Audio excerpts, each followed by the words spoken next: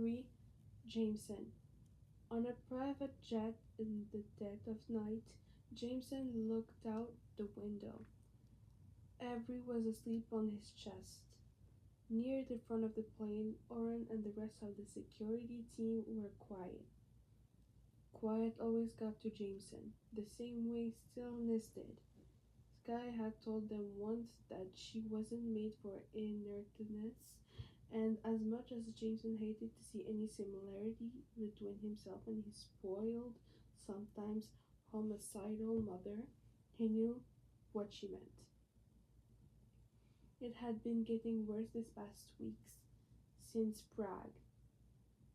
Jameson pushed down the unwanted reminder, but at night, with nothing to distract him, he could barely resist the urge to remember, to think, to give in to the siren call of risk and a mystery that needed to be solved.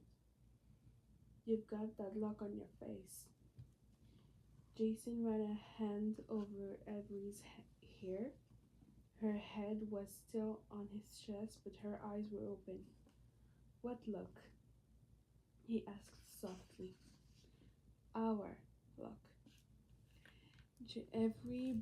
Avery's brain was just wired for puzzles as his was.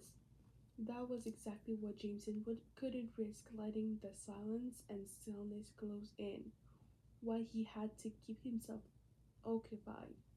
Because if he let himself really think about Prague, he'd want to tell her. And if he told her, it would be real.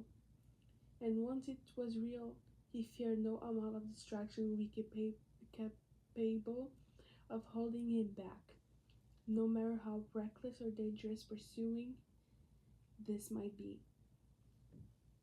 Jameson trusted Avery with all that he had and all that was, but he couldn't always trust himself to do the right thing, the smart thing, the safe thing.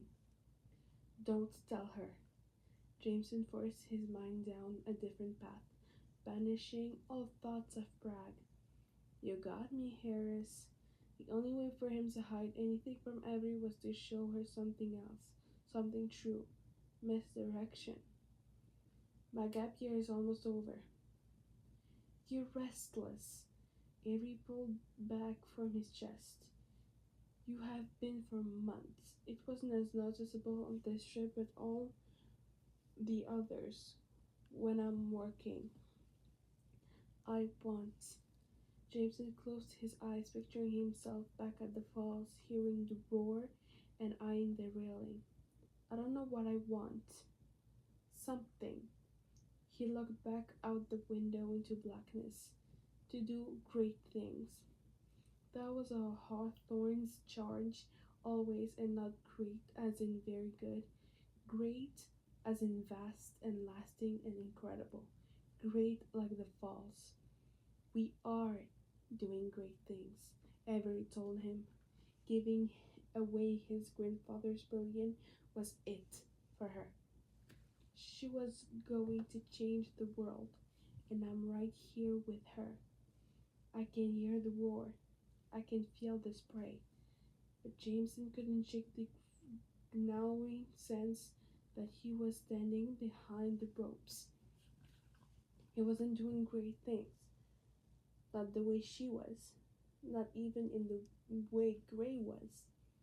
This will be our first time back in Europe, Jameson said quietly, leaning forward to look out into the black, same as him.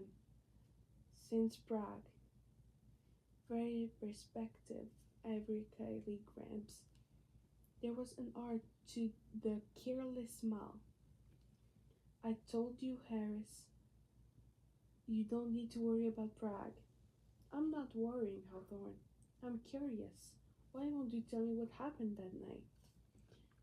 Avery knew how to use silence to her advantage, wildening each boss to command his full attention, to make him feel her silence like breath on his skin. You came home at dawn. You smelled like fire and ash, and you had a cut. She brought her hand to the place where his collarbone dipped, right at the base of his neck. here.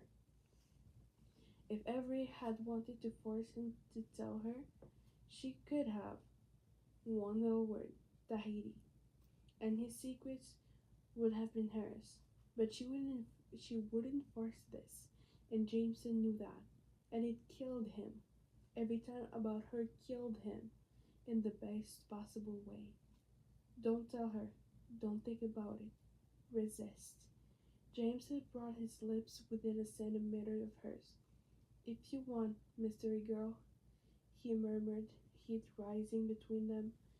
The name a remnant of another time. You can start calling me Mystery Boy.